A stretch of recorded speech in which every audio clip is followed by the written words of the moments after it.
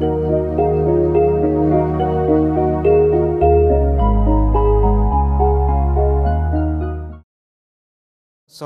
warahmatullahi wabarakatuh, Ustaz. Waalaikumsalam warahmatullahi wabarakatuh. Bulan Ramadan adalah bulan yang berkah, Ustaz. Bagaimana supaya menumbuh kembangkan agar kita lebih cinta lagi dan mau diatur dan juga diatur dengan Al-Quran, Ustaz? Mohon penjelasannya. Bismillahirrahmanirrahim. Allahumma alhimna rushdana wa 'allimna ma yanfa'una wa zidna ilma. Menjawab pertanyaan ini, tentu semua kembali kepada individu masing-masing. Semua kembali kepada hati nurani. Marilah kita bertanya kepada hati nurani diri kita masing-masing. Kalau ada seorang muslim yang sampai saat ini masih tidak dapat menjalankan ibadah, tidak berpuasa di bulan Ramadan, tidak sholat, tidak mengerjakan kebaikan, introspeksi diri. Yang lain mampu berpuasa, yang lain mampu melaksanakan ibadah. Kenapa kita tidak mampu? Jadi semuanya kembali kepada diri sendiri. Begitu juga ketika di bulan Ramadan ini, bagaimana agar kita dapat meningkatkan kualitas amal kita, memperbanyak ibadah kita, menghayati, meresapi bulan Ramadan sehingga benar-benar terasa nikmat. Jadi semuanya kembali ke hati nurani masing-masing. Coba kita gunakan akal sehat kita. Kita berdialog kepada hati kita. Karena yang namanya akal sehat itu sebuah alat instrumen untuk mencari kebenaran. Begitu juga hati nurani, sebuah instrumen yang Allah ciptakan buat kita yang tidak berbohong. Makanya Nabi mengatakan istafti qalbak. Coba berdialog kepada hati kita yang selama ini mengajak kita melakukan kesalahan adalah nafsu. Makanya Allah katakan dalam Al-Quran wa inna nafsal ammaratun bisu, ya. Jadi bahwa an-nafas, jiwa kita ini, nafsu ini mendorong kita untuk melakukan kesalahan-kesalahan, kejahatan, segala sesuatu yang dilarang oleh Allah Ta'ala. Tapi kalau akal sehat enggak seperti itu. Begitu juga hati nurani, fitrah manusia enggak seperti itu. Dari itu, kalau kita ingin merasakan sebuah kenikmatan, kita dapat meresapi, menghayati, coba berdialog dengan hati nurani kita, berdialog dengan akal sehat kita. Jadi ini sebuah inti daripada manusia adalah akal sehat dan hati nurani. Tanpa ada akal sehat, maka agama ini enggak berlaku dan orang bukan siapa-siapa tanpa akal. Orang yang mulia karena mau menggunakan akal sehatnya. Begitu juga orang yang Allah angkat derajatnya. Orang-orang yang berilmu, yang berakal sehat, mengamalkan ilmunya. Ketika seorang manusia enggak menggunakan akal sehatnya, enggak punya hati nurani, maka dia akan hina, bahkan lebih hina daripada apa yang keluar dari perutnya. Wallahu a'lam. Baik, terima kasih, Ustaz. Dan selanjutnya pertanyaan yang datangnya dari SMS. Alhamdulillah kita bisa membuka SMS. Yang selanjutnya ini datangnya dari Ibu Yani, Ustaz, di Depok. Assalamualaikum warahmatullahi wabarakatuh, Ustaz. Waalaikumsalam warahmatullahi. Bagaimana dengan orang yang rajin bahkan menghafal Al-Quran, namun ketika Al-Quran dinista malah dia berwalanya atau membelanya kepada orang-orang yang menistakan agama? Namun pohon penjelasannya, Ustaz, terkait dengan hal ini. Ya. Bismillahirrahmanirrahim. Jadi semua kembali kepada hati nurani. Apa yang kita lihat selama ini itu hanya permukaan, hanya casing. Seperti orang sholat ke masjid, orang membaca Al-Quran, itu yang kita lihat adalah gerakan-gerakannya. Yang kita dengar adalah lantunan suaranya. Tapi hatinya kita nggak lihat. Begitu juga apa yang ada di otaknya, dia merancang apa, kita nggak tahu juga semua. Jadi apa yang ada di otak seseorang, merancang ini, merancang itu, kita nggak lihat. Begitu juga hati, gerakan-gerakan hati, irama hati, niat hati. Untuk apa, mau kemana, kita nggak tahu. Jadi yang selama ini, apa yang kita dengar, yang kita lihat, itu hanya permukaan-permukaan. Yang terkadang kita tertipu oleh permukaan. Ada istilah, air yang riaknya kencang itu ternyata nggak ada apa-apanya, dangkal. Ternyata air yang tenang permukaannya itulah yang mengerikan. Nah begitu juga dengan manusia. Kita nggak bisa tahu maksud dan tujuannya. Ternyata orang yang rajin ibadah, orang yang rajin membaca Al-Quran, ketika Al-Quran dihina, ketika Al-Quran dinista, dia berada bersama kelompok penista Al-Quran. Karena apa? Karena memang hatinya, ya. Jadi yang kita lihat hanya permukaan, hanya casingnya, tapi ternyata zahirnya nggak sesuai dengan dalamnya. Ya luar berbeda dengan apa yang ada di dalam. Jadi Allah yang maha tahu kenapa seorang bisa seperti itu. Sebaliknya, ada lagi orang yang tidak terlalu baiklah dalam masalah agama. Bahkan ada orang Islam masih berani meninggalkan sholat. Terkadang masih suka berani mabuk, suka judi juga. Banyak saya lihat anak-anak tongkrongan yang pada agama tuh nggak terlalu. Nggak tekun-tekun banget. Tapi ketika agama dihina, luar biasa membelanya. Bahkan saya sering dengar, saya walaupun gini-gini, walaupun saya masih mabok, tapi kalau Islam dihina saya siap mati. Nah itu masih banyak yang seperti itu. Jadi kita lihat permukaannya, permukaannya belepotan, banyak cacatnya. Tapi ternyata dalamnya nggak kena kotoran, dalamnya tetap orisinil, masih bagus. Ya, jadi hanya luarnya doangan, karena memang barang di luar kena kotoran, kena debu. Jadi kalau istilah barat tuh bulukan. Jadi hanya luarnya bulukan, tapi dalamnya enggak. Nah berbeda dengan yang pertama. Casingnya rapi, mengkilap, dielap, tapi dalamnya keropos. Nah inilah yang paling kita khawatirkan. Kita takut kepada Allah Ta'ala. Nah oleh karena itu, minta kepada Allah Ta'ala, minta ketulusan, minta bersihkan hati kita.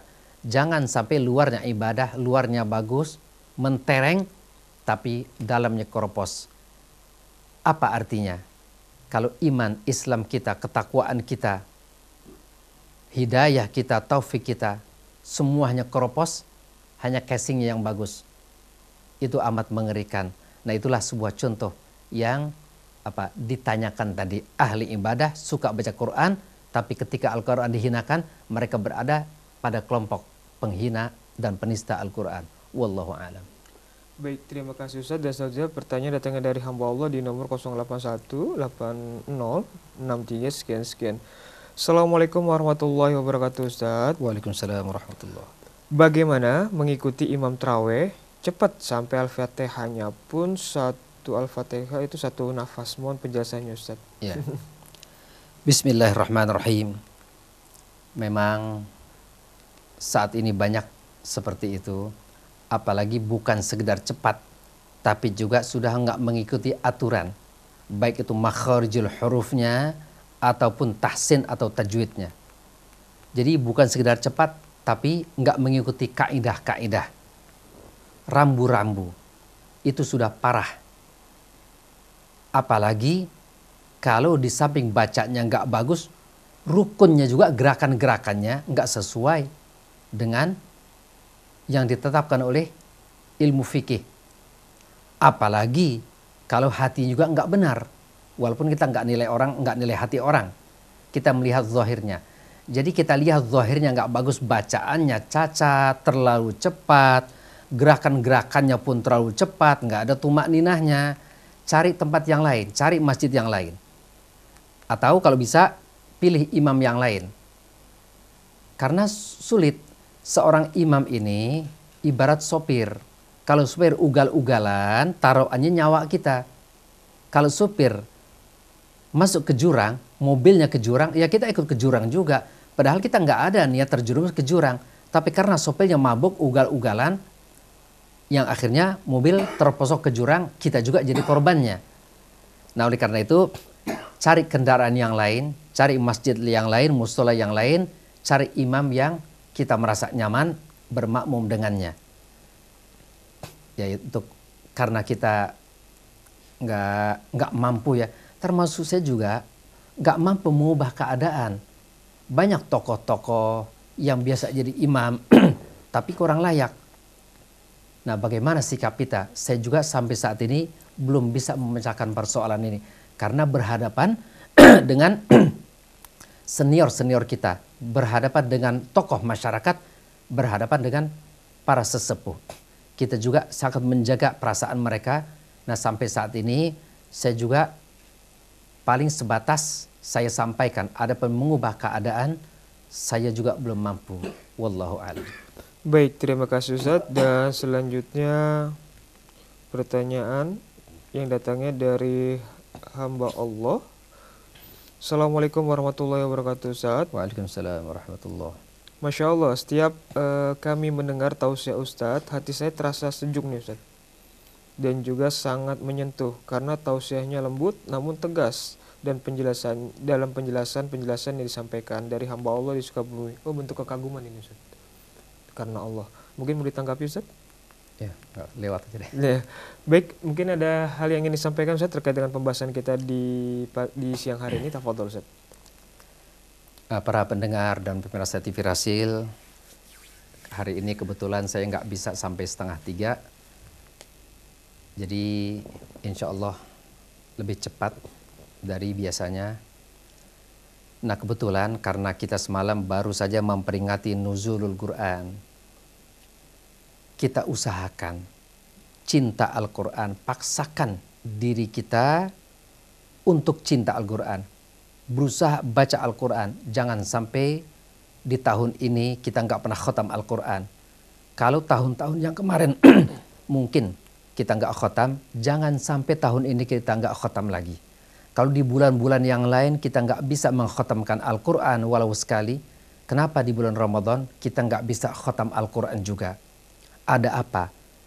Tanyakan pada diri kita.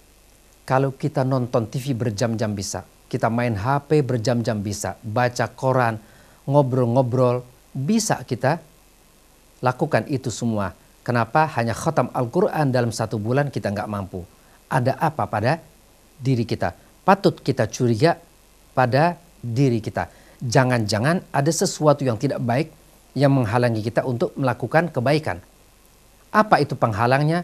Nah tentu mungkin dosa, mungkin hati kita yang kotor, dan lain sebagainya. Sehingga kebaikan tidak bisa mendekat pada kita. Jadi perlu kita curiga pada diri kita. Koreksi buat diri kita. Kalau kita bisa koreksi orang lain, bisa mencari aib orang lain, kenapa kita nggak bisa koreksi diri kita sendiri? Nah oleh karena itu, tangisilah. Kalau kita nggak bisa nangis karena takut kepada Allah Ta'ala, tangisilah dosa-dosa kita. Kenapa kita nggak bisa menangis? Orang lain bisa menangis, takut kepada Allah. Orang lain bisa introspeksi diri. Kenapa kita nggak bisa? Jadi kalau kita nggak bisa nangis karena Allah, nggak bisa nangis karena akhirat dan lain-lain, maka tangisilah, fatabaka. Maka berusaha kita nangis, kenapa nggak bisa nangis? Ya, jadi fatabaka ala adamil buka. Berusaha nangis, kenapa nggak bisa nangis? Nah ini sesuatu yang penting. Jadi menangis karena takut kepada Allah, menangis karena agama, itu adalah orang yang tidak akan tersentuh panasnya api neraka. Jadi yang Allah lindungi dari azabnya Allah Ta'ala, yang Allah akan payungi nanti, di antaranya ainun bakat min khasyatillah, mata yang selalu menangis karena takut kepada Allah Subhanahu wa Ta'ala. Jadi tangisan-tangisan ini banyak. Ada orang karena kematian orang tuanya nangis, karena kena musibah nangis, karena ada masalah berat menangis. Tapi tangisan-tangisan biasa, semua orang yang namanya kena musibah, kematian orang tua, kematian orang tercinta, pasti menangis. Mau itu muslim, mau non-muslim, mau ahli ibadah, mau ahli maksiat, semua mereka akan menangis. Tapi menangis karena takut kepada Allah Ta'ala, itulah sebuah tangisan yang mahal. Air mata yang akan memadamkan api neraka buat kita. Itulah air mata yang mahal. Oleh karena itu, Allah tidak akan menyiksa orang yang sudah banyak menangis. Sebaliknya, orang yang banyak tertawa dan gak pernah menangis, mereka akan menangis di hari kemudian. Sementara orang yang sudah banyak menangis di dunia, hanya tinggal tersenyum dan tertawa.